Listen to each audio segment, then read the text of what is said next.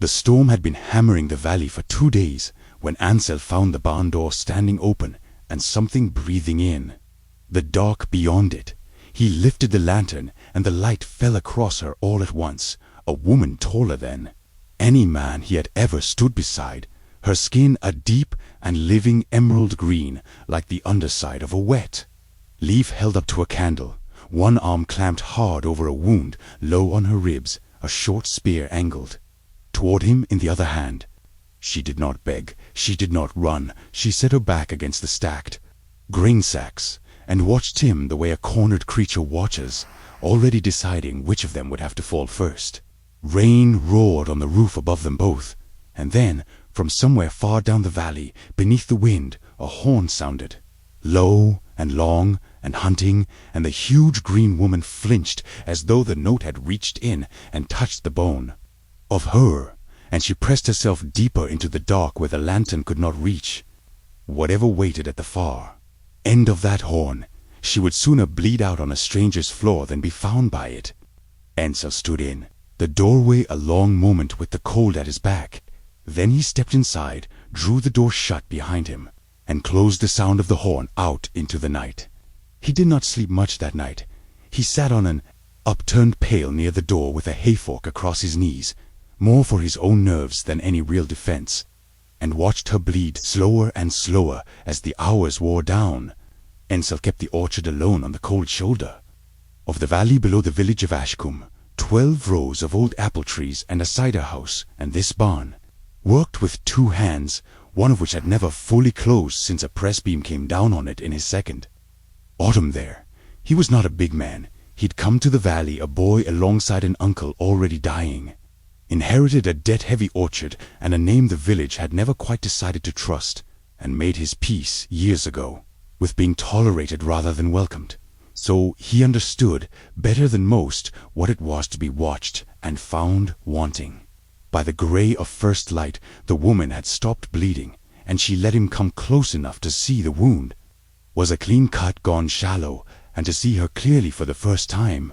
Her hair was cropped bare at the temples and grown into a stiff standing crest of dark coils down the center of the skull, ridged from brow to nape, so that even bleeding on its floor she looked built for the prow of a boat. Along both her forearms ran raised bands of scarring, deliberate, ridged, patterned like knotted cord worked into the skin itself, and across one of them someone had drawn a fresh diagonal cut, ugly and off-line, slashing straight through the old careful marks as if to cancel them. When his eyes found it, she turned the arm away. He asked her name. She said, in a voice like stones turning under water, that she had none, that it had been taken, and that he would be wiser not to give her another. Outside, the wind shifted, and up in the highest apple tree, the old bronze bell he hung against the frost swung once, and gave a single low note, and she came off the sacks in a crouch, with the spear up before the sound had even faded. "It's only the bell," he told her. "It tells me when the cold is coming for the trees." She did not lower the spear for a long while, but she did not leave either. She stayed the day, and the next, because the wound would kill her if she walked, and she was too clever not to know it. Ansel brought her barley and hard cheese, and a jug of last year's cider, and she ate only after he had eaten, first from the same pot, watching him swallow before she would touch a bite. He fetched the one person in Ashcombe, trusted to hold her tongue, an old healer named Merrin, who had birthed half the valley and buried the other half, and had long stopped being frightened of anything smaller than death. Merrin cleaned and stitched the rib wound without a word about who wore it, though her eyes lingered on the slashed band across the forearm, and on the way out, she took Ansel by the sleeve and told him plainly that a thing like that mark was not made by an enemy. "It was made by your own," she said, and pressed into the fresh flesh so it could not close clean. Somebody wanted the world to be able to read it. By the 4th day, the boy who carried the mill's flour up the valley road had seen a green shoulder through the barn slats, and by the 5th, the whole village knew. And on the 6th, the headman came. Osric was a heavy, careful man who counted the valley's peace as his own property, and he stood in Ansel's yard with 4 others behind him and told him that an orc under his roof was a spear pointed at every child in Ashcombe. "Send it back over the ridge," Oswald said, "or you will not sell. A single barrel of your cider at the frost market, and without that market, Ansel had no year at all." Ansel said he would think on it. He did not send her back. What changed things was not a speech. It was the trees. In the second week, with the wound knitting and her strength coming back in frightening amounts, she came out into the orchard at dusk and found Ansel struggling to right a young apple tree the storm had half torn from the ground, hauling on a rope with his ruined hand and getting nowhere. She watched him fail at it twice. Then she set her huge hands beside his on the trunk and lifted, slow and steady, and held the whole weight of it upright as though it were a fence stake while he packed the roots and tamped the earth. And when it was done and standing, she stepped back and looked at it a moment with something in her face. He did not expect something close to hunger. "There were trees where I was born," she said. Sea-stunted, salt-bitten, but they flowered. And then she said nothing else for the rest of the evening. She began to work without being asked. She could carry a full cider cask under each arm. She mended the barn door he had never had the hand to fix. She learned the bell without teaching, learned that 1 ring was the wind, and 2 was the frost, and 3, struck hard and fast, was a man calling for help across the whole valley, and she took to watching the high branches. At dusk, the way she had once watched the horizon. He asked her once, carefully, what she had done to earn. A mark cut through her own skin. She was quiet a long time. "I refused an order," she said at last. "That is all." And though he wanted the rest of it, he had learned already that pushing her was like pushing the sea. So he let the answer be and handed her the cider jug, and the two of them sat in the dark barn listening to the wind test the bell, and for the first time since the storm she let her. Shoulders down, the killing frost came the third week, the kind that can take a whole orchard in a night, and Ansel was up in the dark ringing the bell twice and then running the rows with smudge fires and wet straw, trying to hold a thin warmth over 12 rows of trees with 2 hands, one of them half a hand. Sigrun came out of the barn without being called. She could carry 4 times the straw. He could, and she never once slowed. And somewhere past the middle of that long, cold night, his breath smoking and his ruined fingers gone numb on the tinder, he stopped thinking of her as the thing sleeping in his barn and started thinking of her only as the one other person, awake in the world with him. By dawn the blossom buds had held 2 of the valley families whose small orchards backed. Onto his own had smelled the smoke and seen the fires and come stumbling out to help at the tail of it. And they had worked a whole cold night beside a green woman a head and a half taller than any of them, and gone home too tired to be afraid, which is not trust, but is sometimes the road to it. The village did not wait for Ansel to make up his mind. They came on a moonless night at the tail of the second week, 6 or 7 of them with their faces wrapped. The way men do a thing they already know is shameful. Ansel woke to the sound of his own year being destroyed, the flat wooden thunder of cask after cask being staved in, a full autumn cider running out black across the yard and soaking into the frozen ground where no one would ever drink it. He ran out with nothing but a lantern and a shout and took a cudgel across the shoulder for it that dropped him into the mud, and he heard rather than saw the moment the barn door came off its new hinge. Because she had come through it, she did not kill anyone. He would think about that for a long time afterward, that a creature bred and marked for war, faster than any of them and twice as strong, went through 6 armed men in his yard and broke arms and cracked a shin and put one head against the corner post hard enough to drop it, and killed no one when killing would have been so much easier and safer for her. She stood over Ansel in the ruin of his cider with the empty dark of the barn behind her and the men scrambling and slipping away up the road, and she reached down with one green hand and hauled him upright by the front of his coat as gently as a mother lifting a child. "You are bleeding for me now," she said, and there was something in it that was almost grief. "This is a debt I did not ask you to carry." He wiped the mud from his mouth and looked at the black lake spreading across his yard, everything he had to sell.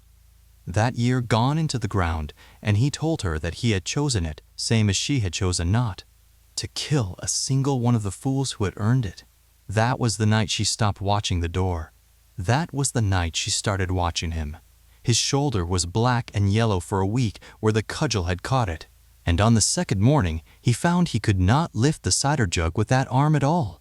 Sigrun took his other hand in both of hers, the ruined one, the two fingers that had not straightened since the pressbeam came down, and turned it over in the cold light with a strange care, feeling along the old break the way she must once have read 100 wounds on 100 fighters.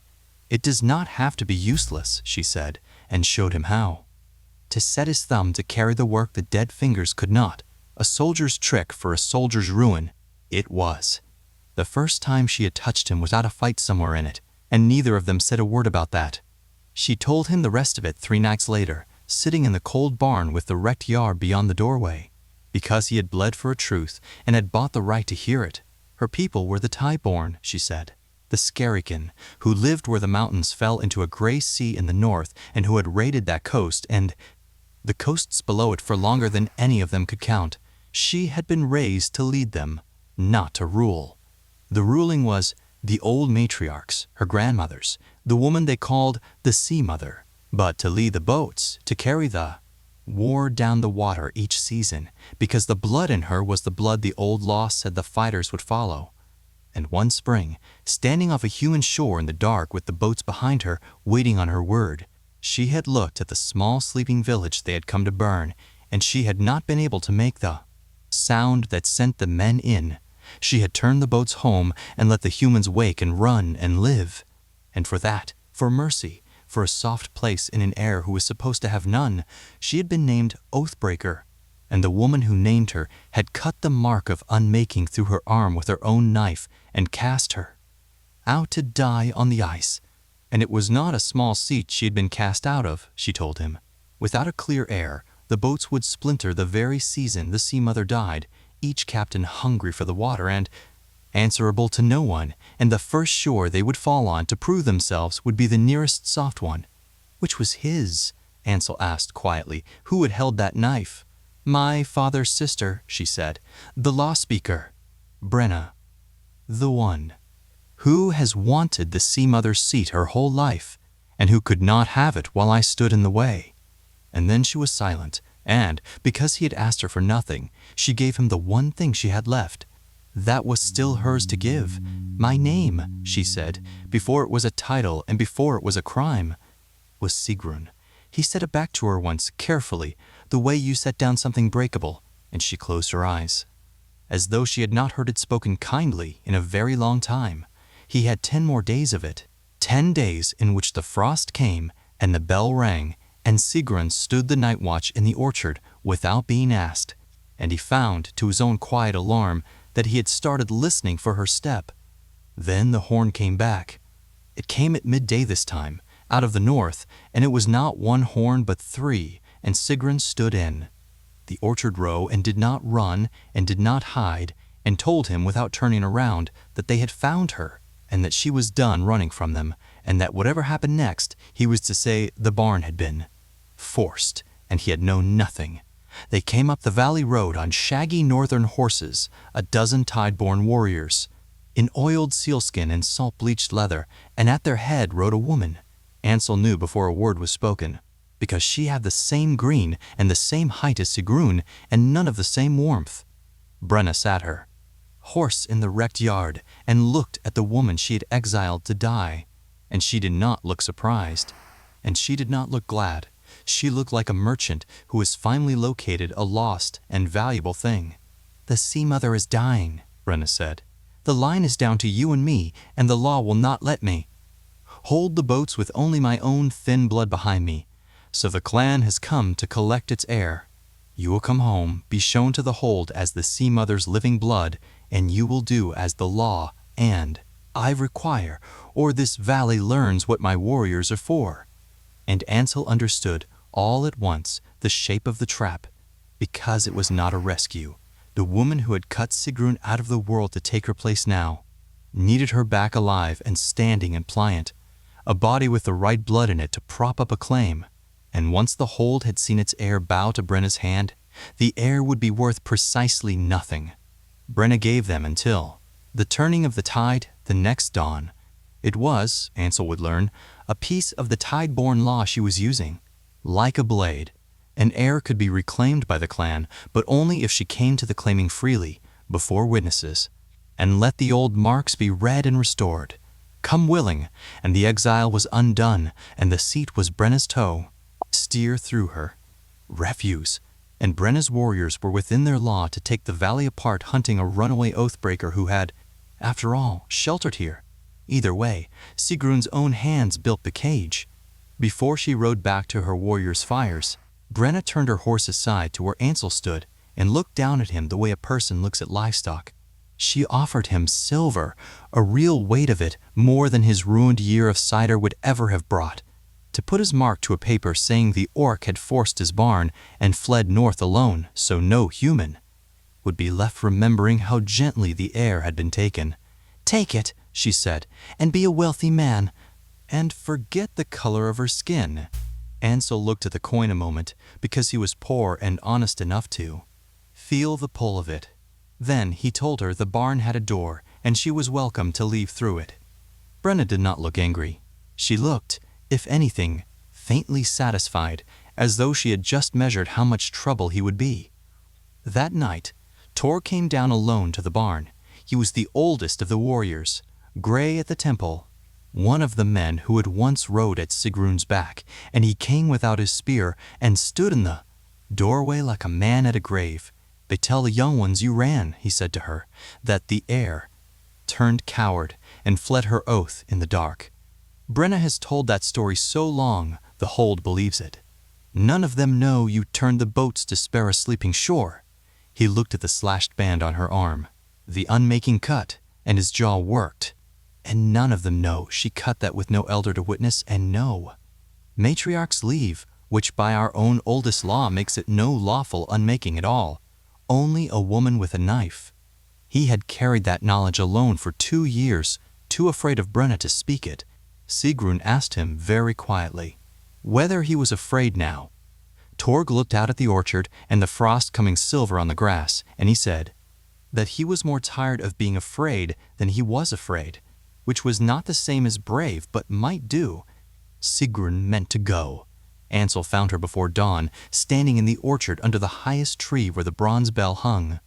Looking up at it, she told him she would walk down to the tide and give Brenna the willing heir she wanted, and let herself be shown and marked and used, because the alternative was a valley of dead humans and a barn full of the men she had already refused once to kill.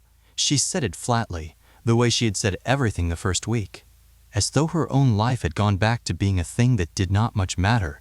And Ansel, who had spent his whole life being tolerated and had never once fought for the toleration, found that he could not stand it. He told her that Brenna's whole claim rested on a single lie, that the exile was lawful and that Sigrun had run, and that a lie only holds in the dark. He told her the tide-born law needed witnesses, and Brenna had come, expecting only her own.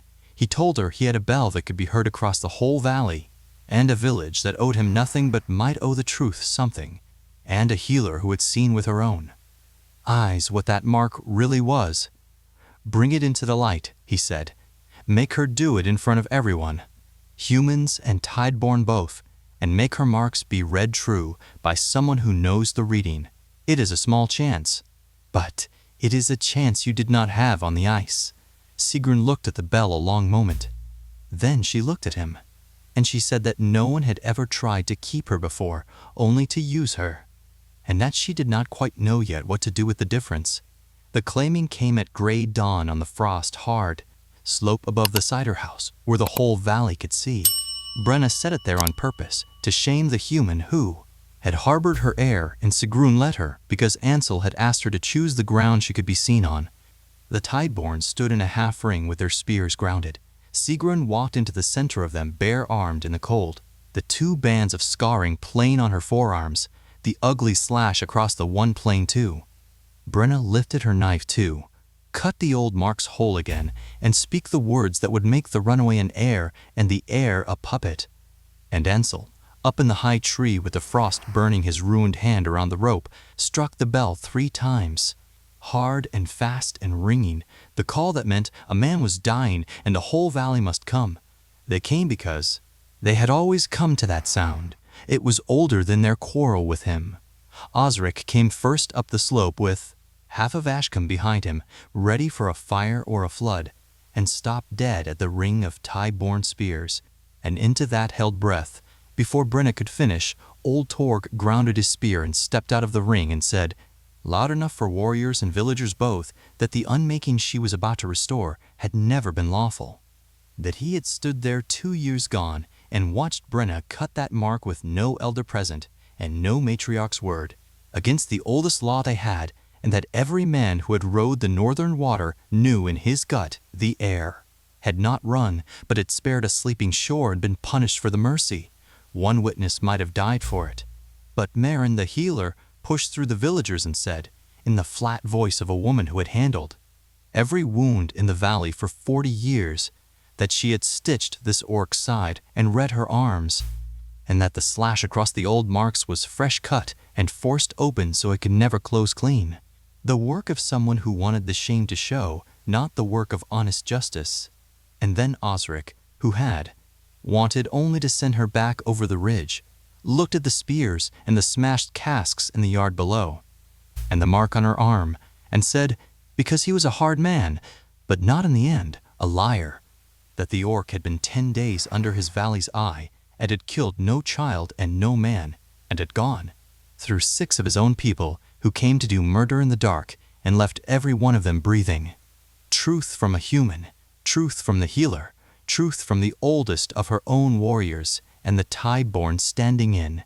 The ring began, one by one, to lower their spears, because Brenna had brought them to witness a lawful claiming, and they had instead witnessed her lie laid open before 2 peoples at once. Brenna turned the knife on Sigrun then, because a dead heir at least could not testify, and found Sigrun's hand already closed around her wrist, huge and green. And unhurried, holding the blade a hand's breadth from her ribs the way she had once held an apple tree upright, Sigrun did not kill her. She took the knife, and she turned to the warriors and the villagers both, and she said that she was the sea mother's blood and the last of the true line, and that by that right, the right Brenna had needed so badly she had murdered the truth to steal it, she named the unmaking void, and named Brenna Oath, forsworn before both peoples, and gave her over to Torg and the warriors to carry home for the dying sea mother's judgment. And then, with the seat of the whole hold finally hers to take, she gave it away. She named Torg too. Steer the boats and speak for the line until the hold could choose again with open eyes, and she bound them. By her own blood right to raid that human coast no more, she kept nothing of it for herself but her name. It cost her more than the watching villagers could have guessed. She had been raised for that seat since before she was old enough to hold a spear, and it was the one thing the ice had never quite frozen out of her, the small buried belief that one day the wrong done to her would be turned back and the boats would be hers. After all, she set it down in the frost before 2 peoples and did not pick it up again, and only Ansel, who knew exactly the shape of wanting to belong somewhere that would not have you, understood what that cost her to do. They took Brenna north on the shaggy horses, unmarked and unmourned, and they carried Sigrun's judgment with them as law. And Torg was the last of them to go. He stood a while in the wrecked yard where the cider had soaked in weeks before, and he told Sigrun that the hold would send word when it was time, and that she would always have a place at the northern water if she wanted it. She thanked him. She did not go. The frost broke a month later, and the trees that Ansel and Sigrun had righted together came into blossom all along the cold shoulder of the valley. 12 rows of old apples gone white as the sea spray she had left behind her. Ashcombe, which had come up the slope for a dying man, and found the truth of her instead, bought his cider that year and the year after. And Osric, who never learned to say sorry, said instead that a valley could do worse for a neighbor. Which from Osric was the same thing. Marin taught her the herbs. The tide-born never came to burn that coast again. She let the mark stay. when she asked him one evening whether a healer might smooth the ugly slash across her arm, now that it meant nothing. Ansel told her the truth, which was that it did not mean nothing. It was the one place on her that the whole world could read what she had chosen, mercy over her own people, a sleeping shore over her own seat, and he would not trade the sight of it for smooth skin. She kept it.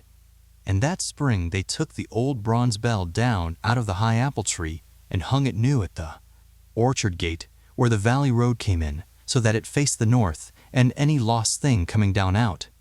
Of the cold, human or tide-born, oath-broken or hunted or tired of running, would know by the single low note of it in the wind that here was a door that opened. If Ansel and Sigrun found their way into your heart, tell us in the comments the moment you knew he was going to shut that door with her still inside. Subscribe to Orc Bond Saga so the next story of two worlds learning to trust each other reaches you the day it arrives. And leave a like to help it find one more person who needs to hear it. There is always another lost thing coming down out of the cold. We will keep the bell ringing, and we will see you at the gate.